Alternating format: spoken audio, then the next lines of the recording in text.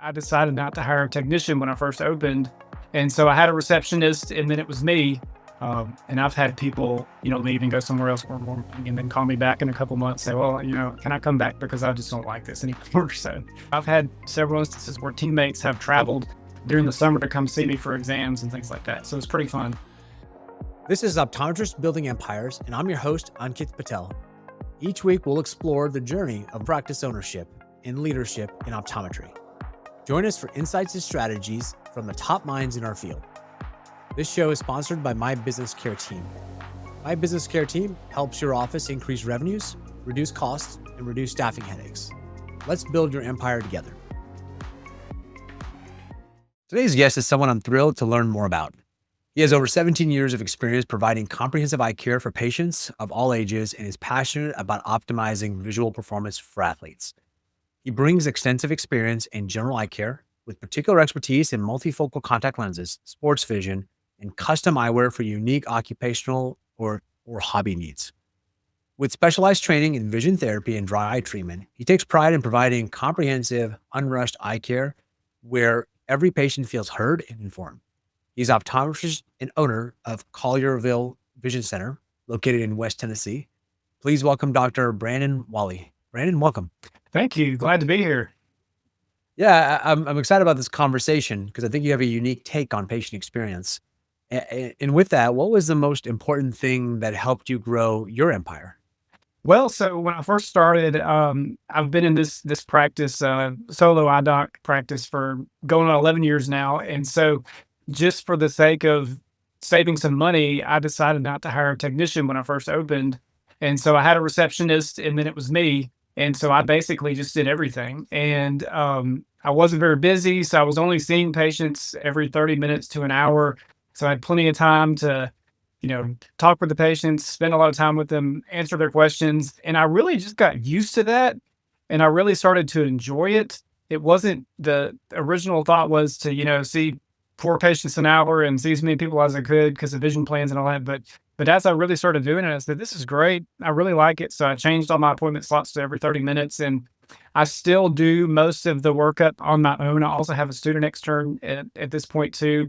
But it just feels more personal. And I think my patients have gotten used to that and they like it. They like interacting directly with me as opposed to kind of going through text and things like that. So I really think that sets me apart, especially in the era now of private equity and, trying to save a buck and try to see as many people as you can kind of deal with practices. And so the more private equity that opens around me, the busier I get. So I like it. Well, in Georgia, they're going the other way. They're actually places, won't name names, but they're actually doing virtual eye exams. So you actually have the opposite experience. You don't have a doctor in the office. It's only a tech Right. that walks you through the whole thing. Which that's a really unique perspective, right? I don't hear many, even private practice people doing their tech, the workups either. Talk to me a little bit about why you kept up with that. Yeah, so it was funny before I was here, I was in a big practice and we saw a lot of patients and I had 2 or 3 techs and I found myself just sitting in my office watching Netflix, waiting on the next patient to get there or waiting on them to get worked up. And I had all this downtime and I said, why am I paying this person to do the same thing that I can do really more accurately and in less time? And the patients appreciate it more anyway. So it's just, it kind of built before I got here, just with, in my mindset. And then it just kind of has filtered into that. So, One of the things that we say in our offices is we want to build trust with the patient. And the more doctor time usually builds more trust. And that, you're spending the full 30 minutes, not just a 5 or 10 minute or 15-minute slot after the workup is done. right. So I imagine that helps build trust with the patients a Yes, lot. it does. The hardest thing has Yeah. been scaling that because there's only so much time and there's only one of me. So talk to us about that. What are some challenges when you say hard to scale? What does scale mean to you, and what's difficult about it? Well, I guess the ultimate goal is work less, make more kind of thing. And so, at this point, my schedule is full most days, unless I have a cancellation or something like that. So there's only so many people you can see in a day. Of course, you have to squeeze people in for emergencies and things like that. So, the schedule gets full and it's, how do you grow? Do you see more patients? You increase your per patient revenue? Do you add special services? And I would say that I've done all of the above except for seeing more patients. And so it's just been a challenge. And I have a smaller office too. So I've recently hired an associate doctor. And so it's hard to figure out the logistics of when she's here and when I'm here. And so I've cut back a little bit more doing some admin time and things like that to accommodate for that. So ultimately it's to the point where I need to see more specialized services and do less exams, or I need to move and find a bigger location. So that's kind of where we are now. Curious, does your associate also work up her own She patients does. too, or is it, do you have Yeah, it too? Okay, wow. So I like it. Does she like it? she does. Yeah.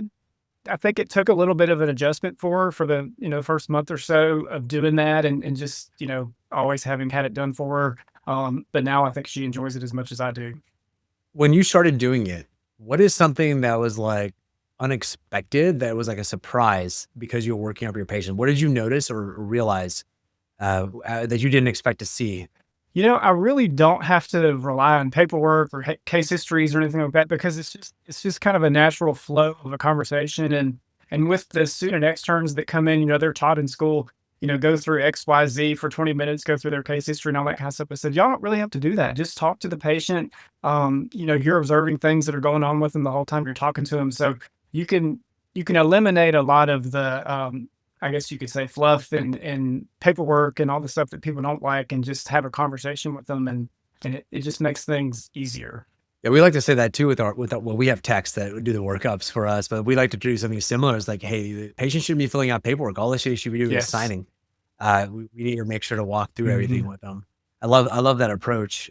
As you were scaling and as you grew your business after you started, what was something you ran into that you didn't expect while because you're doing the teching, you're doing the workup and everything? I never have time to meet with reps. Um, so, reps come in and they want to talk, and which I want to talk too. I want to know more about the latest contact lenses or the, latest eye drops and all that kind of stuff. But I just don't have time because I'm really just from one person to the next. And so when a rep comes in, I just have gotten to the point where I say we have to have an appointment. If you want to talk to me, and I give them my personal cell phone number, and they can reach out to me. And really, honestly, the companies that I do business with will accommodate me on that. The ones that I don't want to do business with will still just drop in and expect to talk to me. And so it just kind of weeds people out in some ways.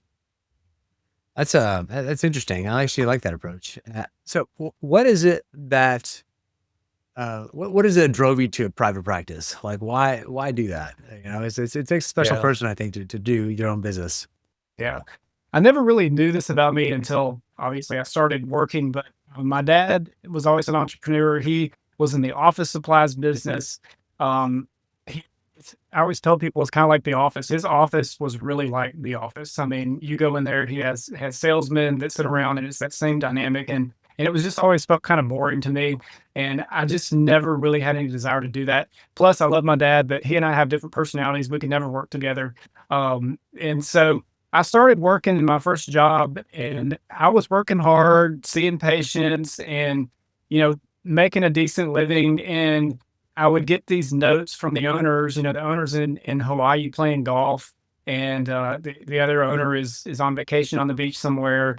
And it always frustrated me to sit there, feel like that I was working, very hard while somebody else is, sitting on the beach doing nothing, and they're taking most of the money from what I've done. And so that I always knew in my mind that I wanted to go into private practice because of that. And then that kind of turned into I became a partner in a group practice, and that was a good transition. I really enjoyed doing that.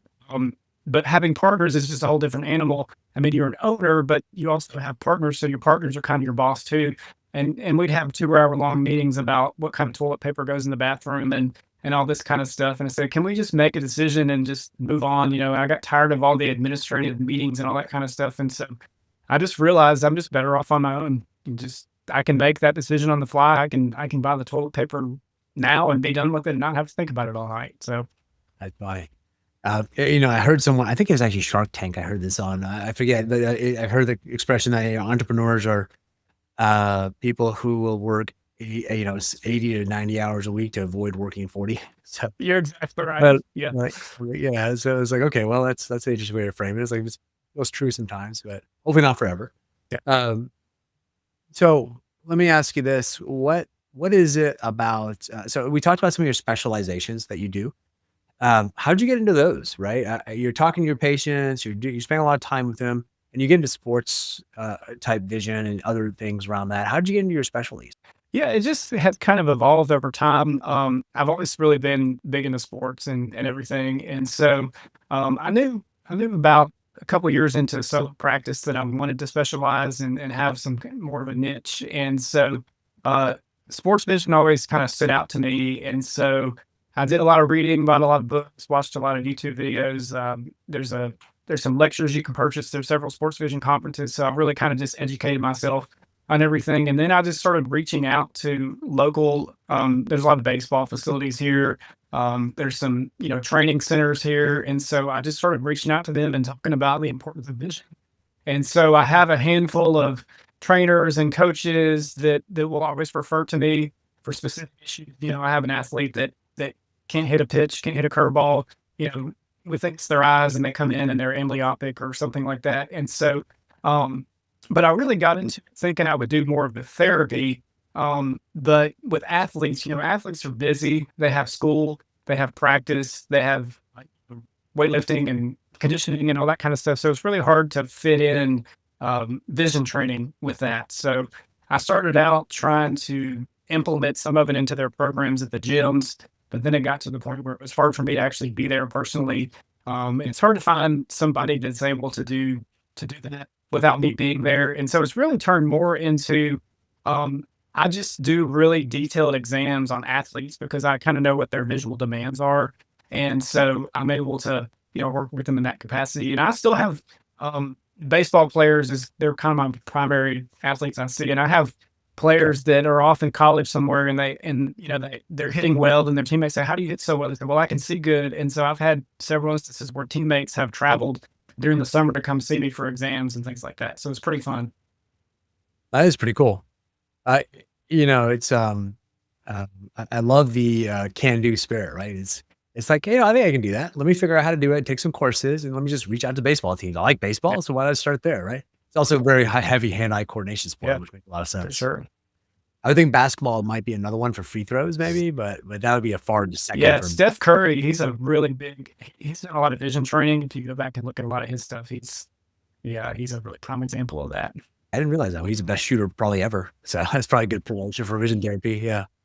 Uh, so so let's so what kind of challenges are you facing? So right now, a lot of folks around the country are facing two main challenges: staffing, not having enough staff, and reimbursements. They're either flat or going down, and so you have increasing costs of staff and other things, and revenue staying flat or going down. Let's take one at a time. What are you doing with the staff Yeah, challenges? staff, it's one of those things I'm always trying to figure out how we can make processes more efficient so that staff doesn't get burned out and they like their job and they can spend more time, just communicating with the people that are here versus being on the phone, being on the computer all the time. And so I've really tried to leverage software and of course AI now at this point. So um, to eliminate some of those tasks so that I'm not as reliant on having a lot of staff here, and I do keep a pretty small staff, and I treat them well. We only work Monday through Thursday, but I pay them a full salary, and so I try to make the work environment as good as possible. And so, you know, most of the time you're hiring younger people.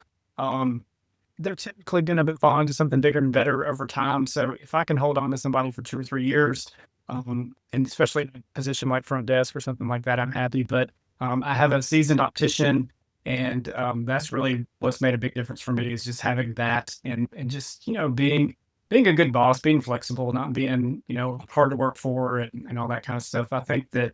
And I've had people, leave and go somewhere else for more money and then call me back in a couple months, say, well, can I come back because I just don't like this anymore. So Yeah, I think that's I like that a lot actually. So that's really cool. So having a shorter work day, I've heard that a few times by the way, and or it's like no weekends for you. It's no weekends and no Fridays or Mondays, right? Or so you get a Mhm. 3 day weekend. What about reimbursements? How Right. how are you kind of working through that? Yeah, that's really what kind of led me down the path of the sports vision in the first place. And then I've just started picking up all these different specialties. I mean, you read my bio. It's like a laundry list of different specialties. And so I really just try to do the thing that sets me apart from just what you can do at a routine exam across the street at a lens crafters, Pearl Vision, something like that. And so that I'm not as reliant on these reimbursements. We still make a lot of our income off of optical and all of that, but and pricing your frame strategically and all that stuff helps. But and also do retinal imaging on everybody. I think I have like a 95% capture rate on retinal imaging, so that helps. But really, just trying to grow the specialties, and I've really learned that I like specialty eye care. I like vision therapy. I like sports vision. I like dry eye. And so I really just need to change the name of my practice to something like Collierville Specialty Eye Care instead of Collierville Vision Center. So, um, that's really the goal, Yeah. is just to increase the specialties as much as possible. I like that. What are you most excited about? The future of optometry, the future of your practice? What are you looking forward to in the next 5, 10, 15, 20 years as you finish out your career? I'm really excited about the access that's there. Vision therapy, it's there's a lot more access to training and stuff like that for vision therapists. So it's a lot easier to start a vision therapy practice than it was 10 years ago. And I think that optometrists really should be taking that back. We're kind of letting that slide to OTs, PTs, chiropractors. They're all doing vision therapy, and I really think we have an opportunity to take that back. And I've actually created digital vision therapy program that I can sell to patients that come in, because I think patients want that hybrid program. Everybody's so busy now, so it's hard for them to come in office once a week for vision therapy. If you can offer them a digital program, it's a great way to make some passive revenue, but also a great way to provide convenience to your patients. And so I feel pretty excited about that. And then I'm also really excited about the dry eye space, because there's so much innovation and technology now. We have so much better imaging software than we used to. We can actually show patients why their eyes are dry, what's wrong with them. And it makes it easier to sell treatment. Yeah. And then our treatment, we have more treatment options too, more eye drops, more devices, and it just seems to be growing and growing. So I'm excited about that as well. Yeah. I think that that most folks I talk to, that's really what they're excited. Something around scope and expansion. It's definitely a fun time to be in the industry. I think about 10 years ago, about 10, 15 years ago, people were like, oh my goodness, like doom and gloom. And you never heard as much positive. Now you're hearing a lot more positivity around, oh yeah, expansion of scope. We got more services we can offer. It's more medically aligned. It's more exciting than selling glasses for a certain set of doctors. So shifting gears a little bit, I kind of want to know what makes you tick. So I always like to ask this. Can you share a formative story about yourself? So something that made you who you are today, whether it's something when you were a kid or a teenager or maybe starting your career. Tell us a story that really resonates with you. Yeah, so I just really like building things and growing them, but I also like helping people. And I'm just everything I do. I think I'm a type 2 on the Enneagram, which is you're the helper, which I think a lot of optometrists probably are like that. But that's really what motivates me to do everything, is to help people. And when I see things that I hear stories about somebody going to a surgeon's office and the way they were treated, and just basic human interactions with people. Just take the time to explain things to them. That's really what makes me tick, is just things like that. So anything that I can do that's going to help me help more people is a big thing. So, but as a teenager, my dad was always he really wanted me to have good work ethic, and he didn't just give me an allowance. I had to earn it, and I really had to earn any money that I ever had from him. So I feel like just from that day, I've always just had this mindset of, okay, what can I do to make money?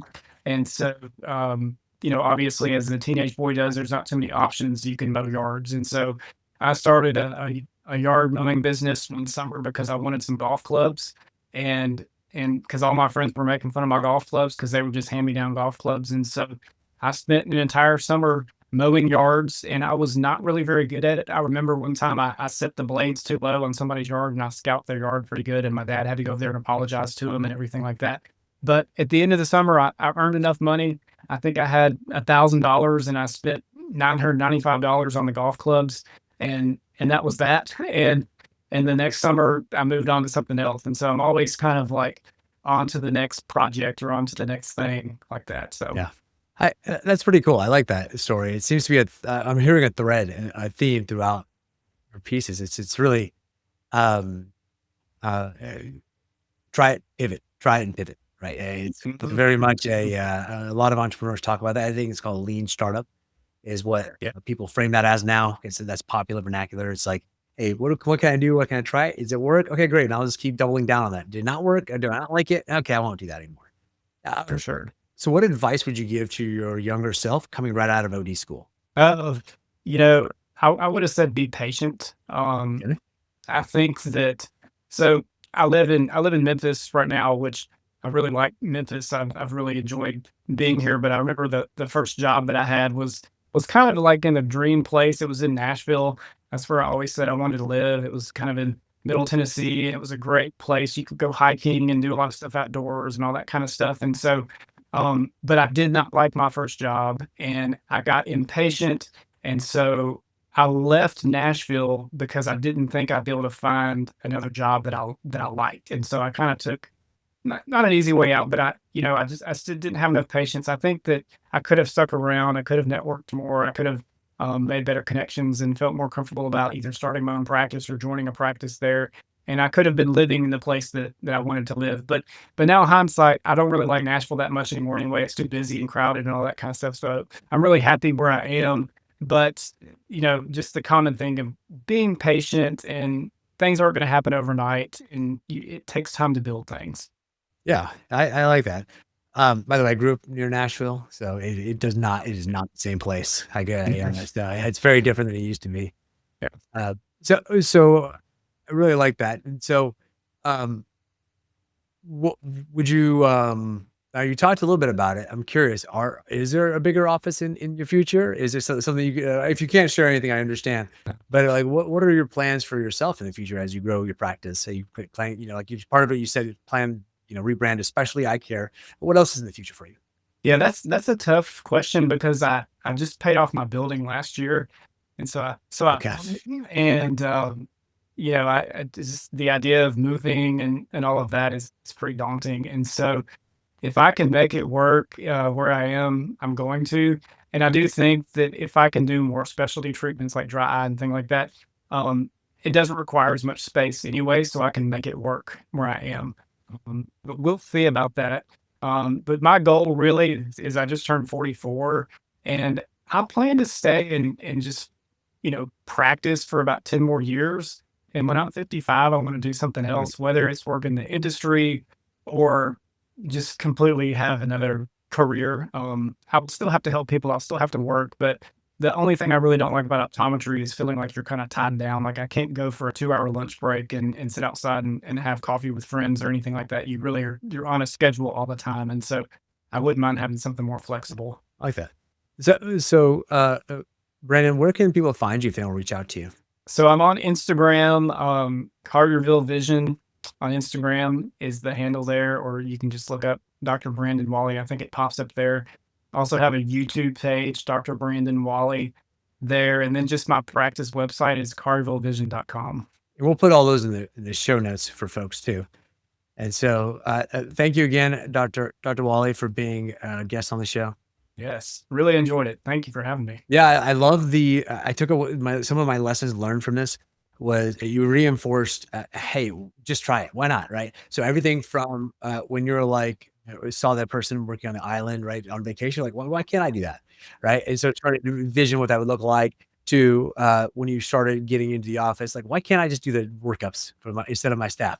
To why don't I just try to do sports vision and go get certified? And why don't I just reach out to the baseball team because I like baseball? So all these like, why don't I just try it pieces? And that seems to be the thread. And we talked about a little bit the lean methodology of just trying it. If it didn't work, like, hey, I don't have to keep doing it. I can do something else. Yeah. So I think that's a huge lesson. And I think when we talked about your intro about the patient experience, the fact that you're getting almost double the time with the patient than most people because you're working them up, that's huge.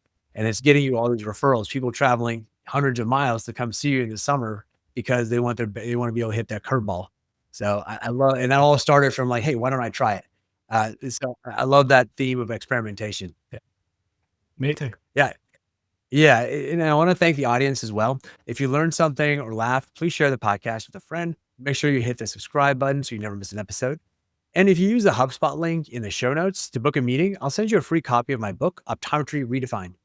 Thank you again, Brandon, for being on the show. This has been another exciting episode of Optometrists Building Empires. We'll see you next time.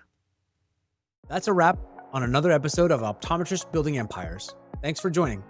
For show notes and more, visit buildingempires.live. This show is proudly sponsored by My Business Care Team. My Business Care Team was born out of staffing challenges my wife and I faced together, managing multiple optometry locations. We refined our approach at Classic Vision Care and now offer our expertise to others. If you're experiencing challenges with staffing and you'd like to set up a discovery call, we'd be happy to help you and connect you with the right resources. We'll see you next time.